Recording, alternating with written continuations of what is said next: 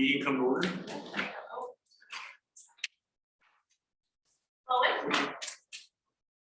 Present. Here. Donahue. Here. Present. And Billy. Here. Great. Yes, here. Okay, new business minutes. Everybody have a chance to look them over? Are there any comments on them or any corrections anybody would like to make? Is there a second for that motion? All those in favor? Aye. Any opposed? Okay, B, improvement project application, enhancing trail accessibility. Is there a representative here to talk about it? Or? So I will talk about it. I thought we would have, I don't know if Sierra's on, she's our community accessibility manager. But if not, I can do it. I've worked on it with her, so. And I guess just a preface before we go through this application is I just am reminded as new applications are coming through kind of when I first came on, I watched old meetings. It's just what I do. But the mayor was here at the beginning of the year and talked about just the importance of pathways and connections. And it's been interesting watching new applications come in that the land acquisition has slowed a little and the shift is more to kind of connecting all our open spaces. So just as a preface for that, and I didn't say either, but Tina is our new Chloe. So Tina is going to be our representative here for admin. So thanks, Tina, for all your help on this stuff. So yes, enhancing trail accessibility. Hopefully you all got to review the application that went out on the agenda. This project was brought to us by Sierra, who is our community accessibility manager. She works in our community engagement office. And I think it was, and I should pull it up too, a couple years ago, there was a cross-disability task force that was convened, basically talking about how we can create a more accessible city, how all people can use all of our different trails and buildings and all different kinds of things. And the task force identified 8 different citywide recommendations. And one of those was enhanced trail accessibility. So David Gordon and I have spent the last probably 4 or 5 months out on trails with the task force, which actually was a really eye-opening experience for me, just to see people with all different abilities out on our trails and using them in different ways was just something that I had not thought that in depth about. So it was really an interesting experience. So on these couple of different field trips that we have, we identified a couple different places. Can you go to the next one? So you can just switch that.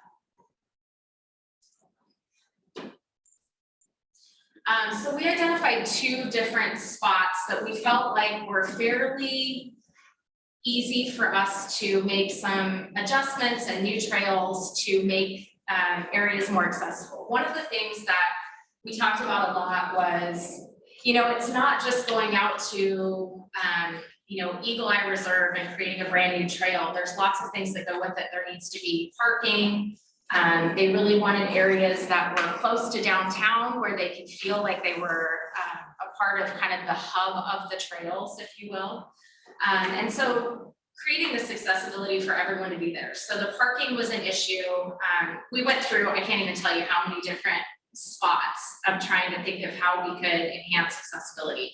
And these are what we came up with. The 2 best options are creating a additional road loop in the Hulse Trail, and I'll show you some maps here in just a second too. And then also, so that would create a different loop. Let's just go with the maps a little easier. Sorry, thanks you guys. So here's the Grove addition. So just for a little bit of context, the parking lot down in the bottom corner off Sunset Peak Road is where lots of people park. So from Camel's Back, this is where it crosses the road going to Foothills Learning Center.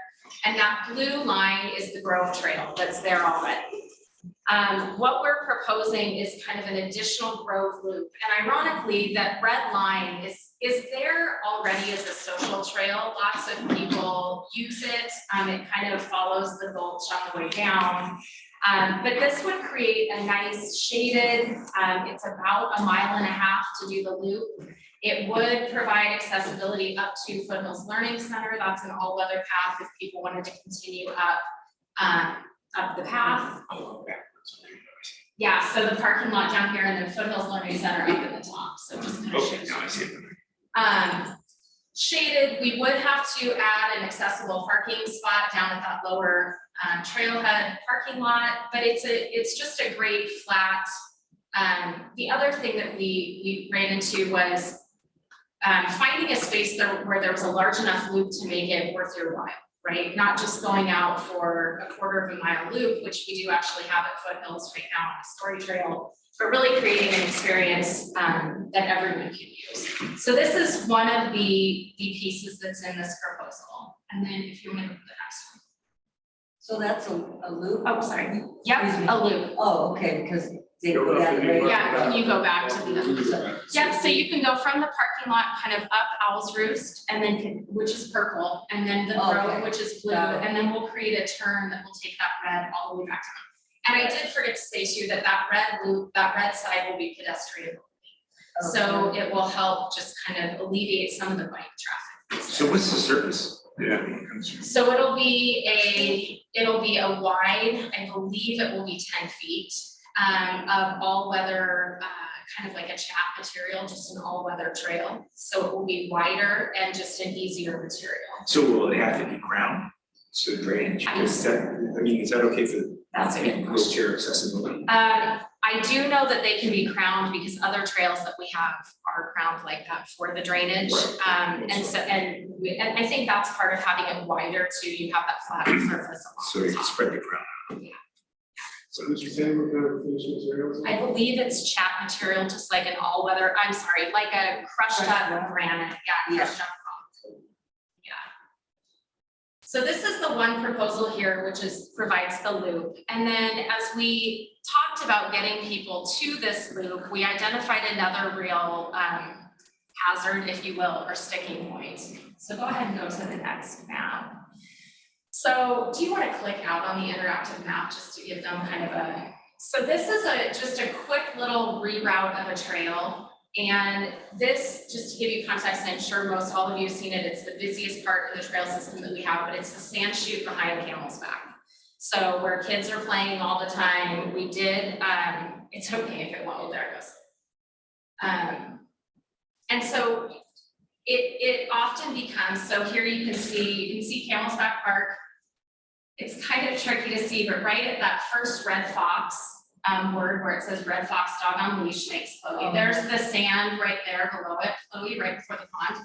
So that's the area that we're talking about. And then you can see that it will connect to all those trails, which are actually very accessible.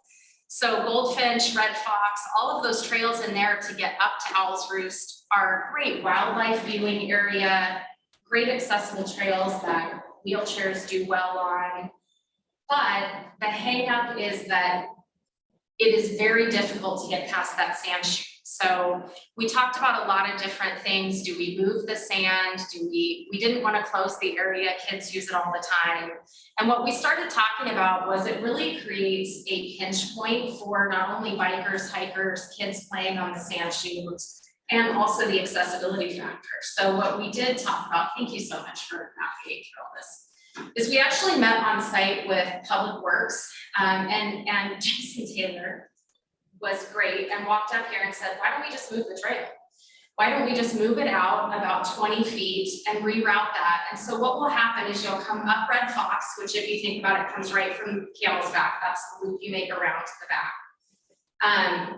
Super highly used. There's also the 9th Street parking right there on the edge that we will create an accessible parking spot in. And then what will happen is the sand chute will actually be separated. We will fence off so that kids that want to come up and play on the sand chute will actually be fenced.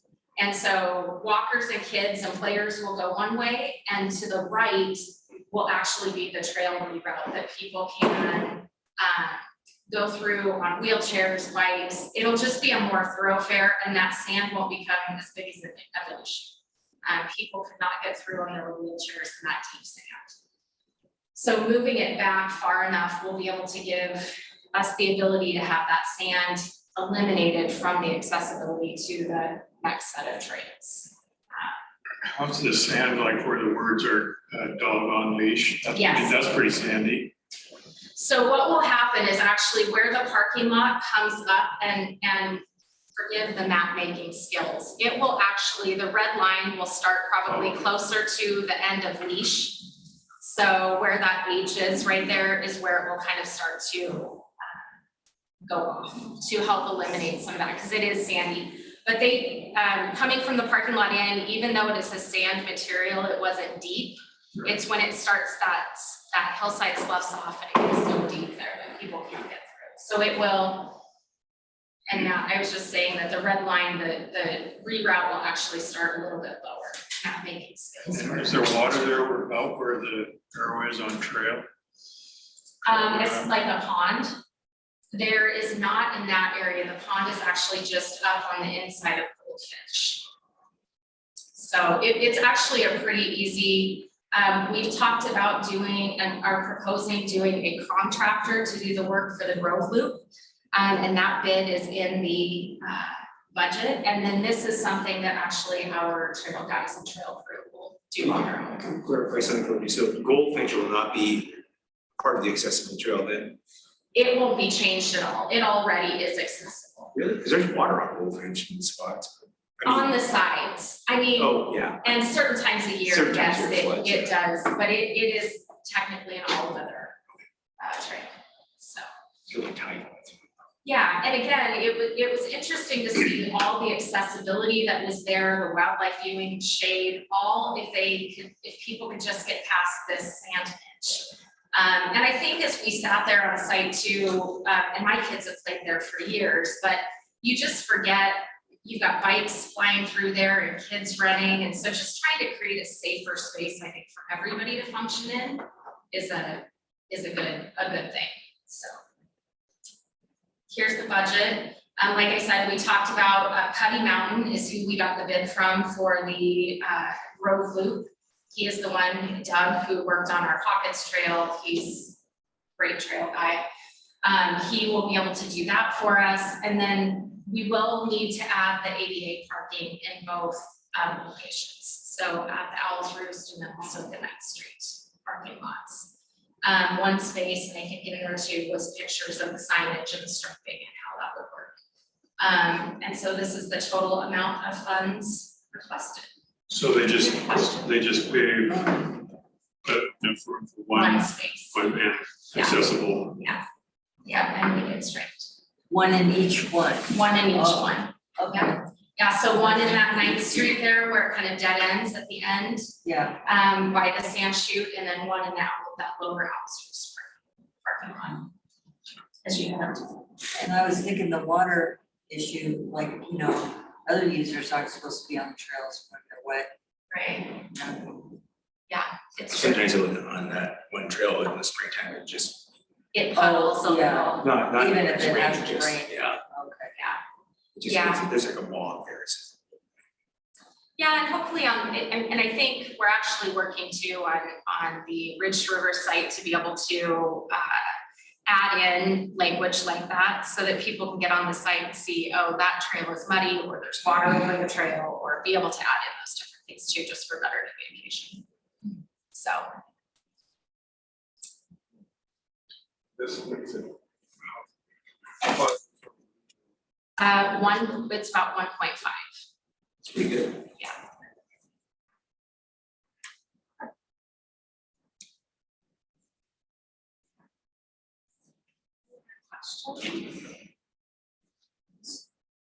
Kind of fits some of our mission. Yeah, I think too, you know, and again, going back to that preface of the mayor being here and really talking about accessibility and connectivity, and I know you and the committee and Sarah worked really hard on that criteria and re-going over those last fall, I believe it was, and adding in some of that connectivity was a big piece of it, so. And I think we'll be going forward, honestly, just being able to create accessible places and connecting all our open and green spaces. So What's the timing on this? thank you for asking that. The timing will be next spring. So we are slated to get this, if approved, and if council approves, we will get the work started in the spring and hopefully have a groundbreaking kind of trail cutting in the spring. I say spring, but we'll have it in the spring, weather dependent, hopefully with like a June 1st. Is there any more discussion on this? So what would be our next step on this? So doing a motion so that we can take it to city council.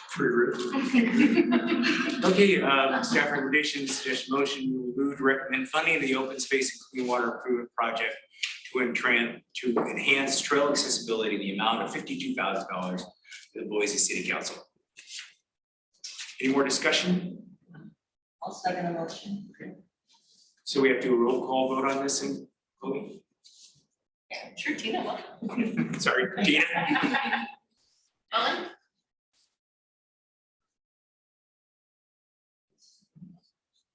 Pryor? Yes. Alice? Donahue? Myers? Yes. Nowaki? Yes. And Gilly? Yes. Favor? Yes. Okay, any other discussion on this? And it's got in-kind contribution. Yeah. Okay. Okay, move on to committee updates.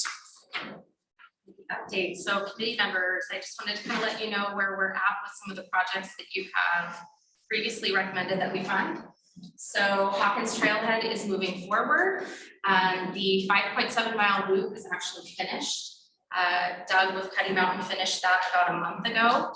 And our crew has been working on the nested loop that goes inside, that's about 1.5 miles. And they are just putting in kind of the last bridge. It should be finished here soon. Construction for the trailhead will commence here in just a couple weeks. So we're trying to get them started ASAP with work happening this fall, and then fingers crossed, and I'll jinx myself, but with everything finished kind of by the end of beginning of November. Superintendent, what is the time period again where that trail is shut off for wildlife? Yep, so Chairperson Pryor. It is, the trail will actually be closed December 1st through April 30th. And we've been working with Fish and Game as well to talk about dogs on leash.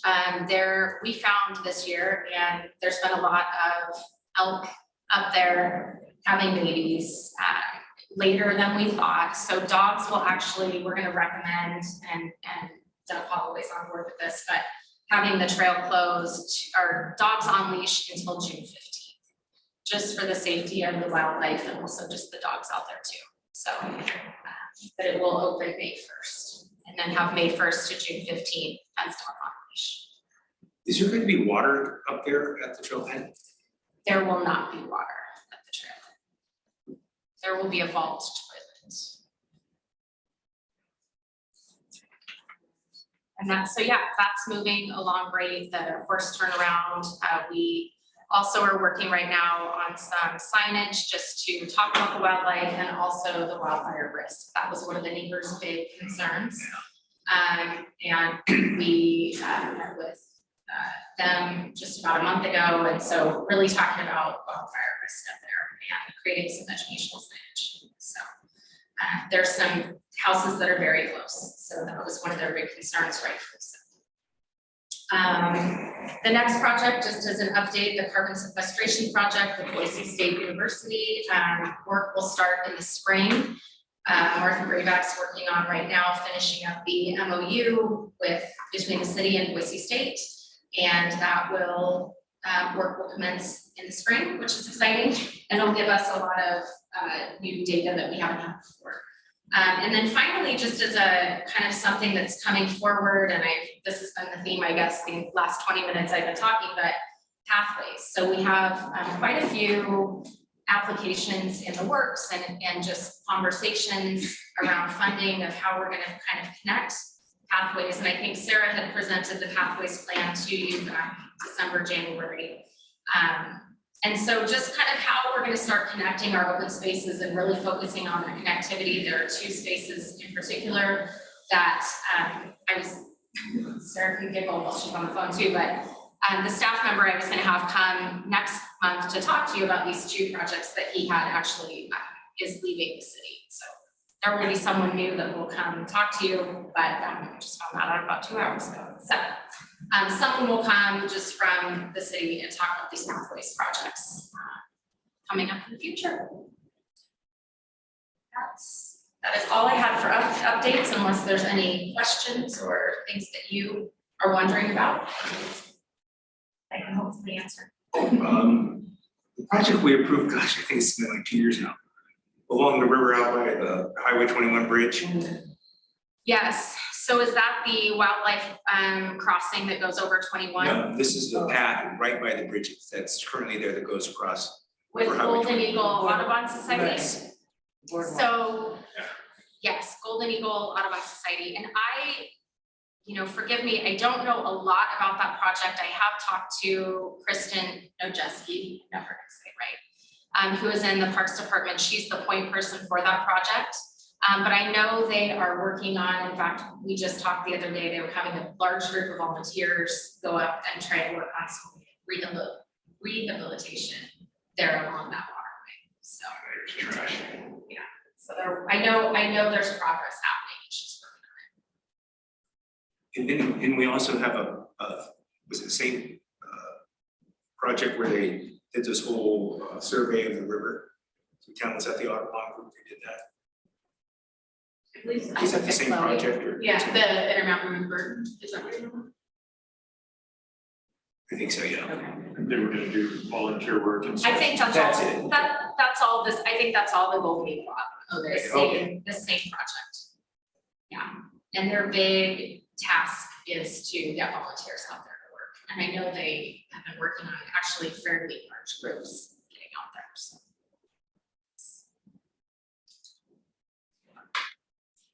The application that we recommended tonight, is that public knowledge yet?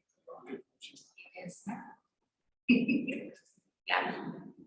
So next steps will be that we'll take it to mayor and council for final approval, and with that will come press and stuff, but yes, it's, I mean, yeah. Welcome to share. I think it's a great, just to revisit that application, it's been actually very exciting to work on and see things differently. So it's been a lot of fun. We have currently about 12 accessible trails. And I think this is a great addition to the trail system for everyone to be able to use. We were quite good to get some publicity on this. Yeah. We're And we actually did- spending some money. Yeah, and superintendent, we did also totally revamp the Ridge to Rivers Accessible Trails website too, added a lot more information. We did, it's a great resource that will definitely involve in our communications with the public to check that out, because it's a really good, it's a good website now. So. And committee members, we will invite you when there will be a big trail groundbreaking ribbon cutting. I know Sierra is very excited to really make it fairly public so that people know that it's there. So it'll be fun. Okay, anything else? Let's move on to item D then, executive session. We have items for that. Okay, so I'm supposed to read this out. Pursuant to Idaho Code 74-2061C, to acquire an interest in real property which is not owned by a public agency. And Idaho Code 74-2061F, to communicate with legal counsel for the public agency to discuss legal ramifications of and legal options for pending litigation or controversies not yet being litigated, but imminently likely to be litigated. You don't have it memorized yet? No, I was gonna get it tattooed on my forearm. So we need a second.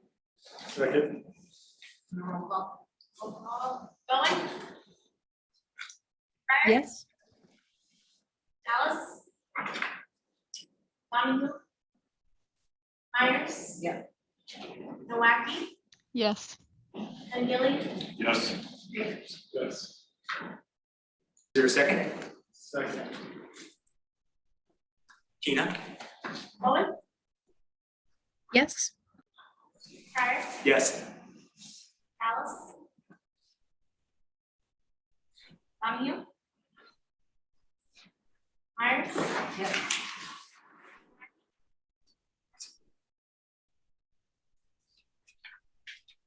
And Gilly? Yes. Rivers? Yes. Need a motion to adjourn? A motion to adjourn. Is there a motion to adjourn? I'll make a motion to adjourn. Is there a second? I'll second. Do we need a roll call or can we just do, all those in favor? Yeah. All those, Hi. Thanks, Bye. everybody have a great August. Thank you. You as well. Thank you.